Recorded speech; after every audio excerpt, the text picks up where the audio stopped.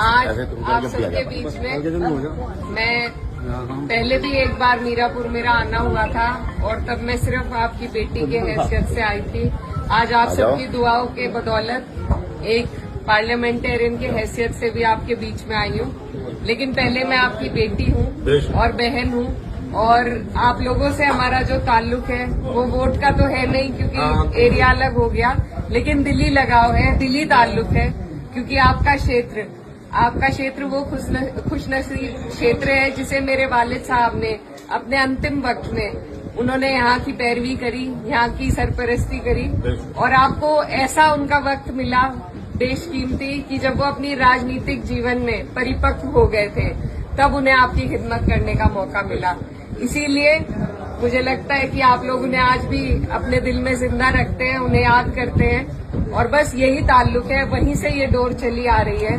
और मेरी बस आप सबसे यही गुजारिश है कि इस प्यार को आपने जितनी दुआओं से मुझे नवाजा है इसको इसी तरीके से बरकरार कर रखें क्योंकि वोट तो आप नहीं डाल सकते, लेकिन आपकी जो दुआओं हैं उसी का असर रहा कि इतना मुश्किल चुनाव हम जीत पाए। और मैं भले ही अपने क्षेत्र की पैरवी करूं, लेकिन आप लोग मेरे से दूर नहीं हैं और बहुत नजदीक हैं। जहां भी जिस भी लायक मैं हूं, आप लोगों का कोई ऐसा काम, कोई ऐसी अड़चन जिससे मैं दूर कर सकूं तो वो मेरे पास जरूर आइएगा आप। और इंशाल्लाह जैसे मेरे वालिद साहब आप सबके लिए खड़े रहते थे, मैं भी उसी तरीके से खड़ी रहूंगी।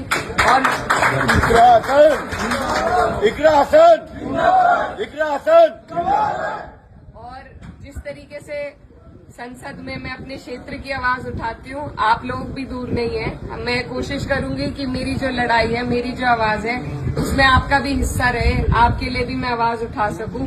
और ये घर हमारा पुराना घर रहा है, नजीर भाई हैं, इनसे पुराना ताल्लुक है, तो ये ताल्लुक ये इसी तरीके से बरकरार रहेगा। और क्योंकि राजनीतिक प्रोग्राम तो नहीं है, पर फिर भी ये कहना चाहती हूँ कि जिस तरीके से इस चुनाव में हम लोगों को सफलता मिली, पार्टी को सफलता मिली, तो अब बस सभी में जोश है और बस कोशिश यही करनी है कि आने वाली 27 में सरकार को आपको और हमें मिलकर बदलना है। क्योंकि जब तक सरकार नहीं बदली जाएगी तब तक आप और हम कहीं ना कहीं पिसते रहेंगे। तो इसलिए जरूरी है कि अभी से आप अपने जहन में इस बात को डाल लें कि जब मौका आएगा तो यहाँ से हमारे राष्ट्रीय अध्यक्ष अखिलेश यादव जी के हाथों को आपको मजबूत करना है। और सरकार 10 साल से हम झेल रहे हैं, अब की बार मेहनत करके बिना किसी उसके सबको एकजुट होकर उसे बदल के दिखाना है, अपनी सरकार बनानी है।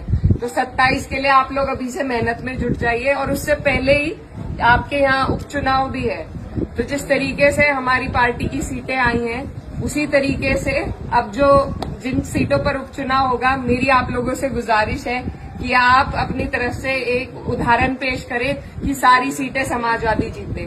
तो मैं तब भी आऊंगी जब चुनाव होगा, उस दौरान भी आना होगा, लेकिन अभी से मैं आपको पहले ही रिजर्व करके जा रही हूँ कि आप लोग सब आने वाले उपचुनाव में समाजवादी गठबंधन का साथ दे, प्रत्याशी कोई भी हो, अपने नेता के हाथों को हमें मजबूत करना है, तभी हमें आपको मजबूती मिलेगी। तो बस आप सबसे दुआओं की दरख्वास्त है। बहुत बहुत शुक्रिया। मैं आप सब लोगों का